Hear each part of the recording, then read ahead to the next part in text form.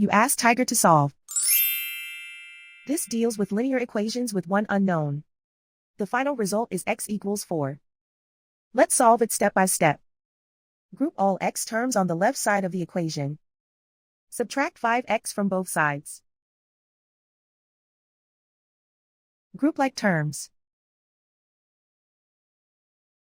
Simplify the arithmetic. Group like terms. Simplify the arithmetic. Group all constants on the right side of the equation. Subtract 2 from both sides. Simplify the arithmetic.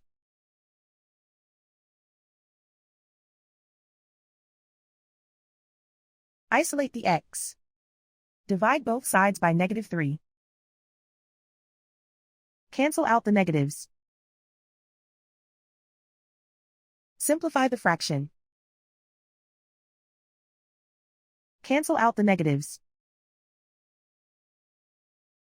Find the greatest common factor of the numerator and denominator. Factor out and cancel the greatest common factor. And so the final result is x equals 4.